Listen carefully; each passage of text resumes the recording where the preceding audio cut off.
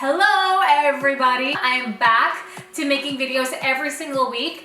And I feel like I've been gone for so long because I haven't uploaded a video in a while. I do want to apologize to all of you because I usually keep up with my videos every single week. I think I mentioned it in my last video that obviously I got married in May, and then I went on a little mini honeymoon with my new hubby, and after that my cousin got married, and so there were so many things happening in the past couple months, but here I am back to making videos every single week. I'm so excited to share with all of you many ideas that I have. I want to let you know that I'll be doing a very big giveaway, so I want you to watch out for that in the next couple videos. Make sure that you always comment in every single videos because I could possibly pick the winner from all the comments. And so for this DIY, I'm super excited to share it with all of you because we're making our very own stamp. Not only are these customizable, but they are super cheap. I mean, there's so many things that you can do with these customizable stamps. So yeah, let's get going to this tutorial.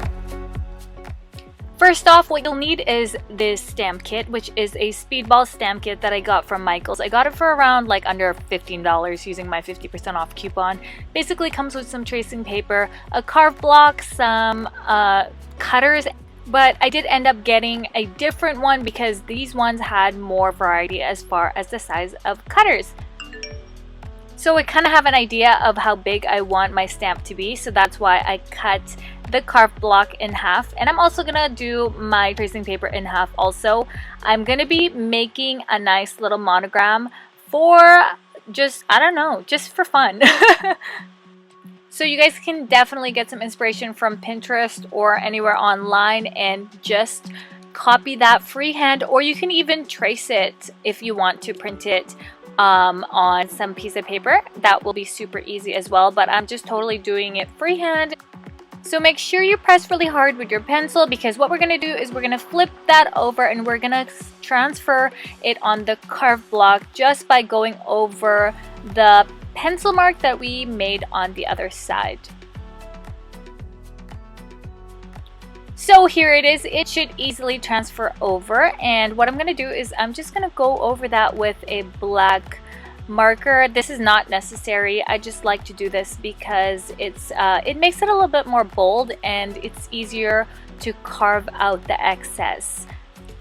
So now what we're going to do is we're going to attach the smallest cutter onto the handle, and we're simply going to outline our design, and this is just really literally paving your way through the excess stuff that you're going to be taking out with your cutter. I mean, this is, after all, is going to be a stamp, so what you're going to do is you're going to have the design pop out to make it into a stamp.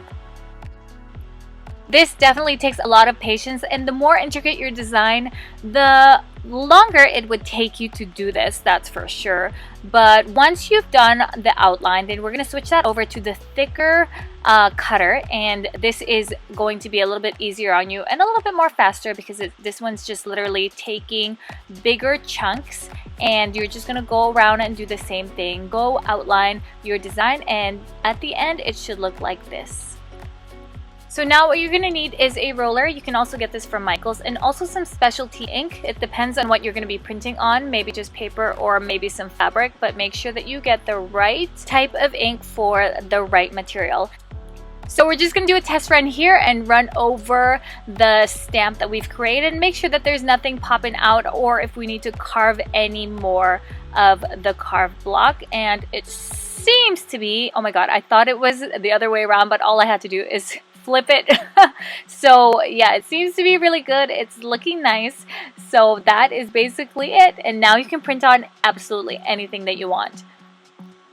This makes for great thank you cards for after the wedding, and you can also print on fabric like I told you before, and these can make for great party favors for, you know, could be any types of events, literally weddings, baptisms, birthday parties, or anything.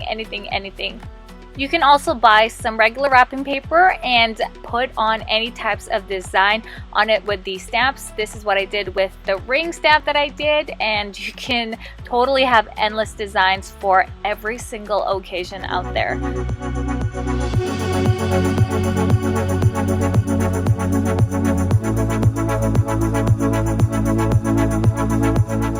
There you go. I hope that you enjoyed that tutorial. I am loving how everything turned out. Comments down below what else you can put your stamps on, or how else you can customize some gifts for your friends, you know, for weddings, for any other parties. I'm definitely going to be making more of these because they're so fun and they're so easy and of course very affordable. So if you haven't already subscribed to my channel, make sure that you do that. Watch out for that giveaway, and also comment down below and let me know what you think of this DIY. I will see you all very soon. Bye!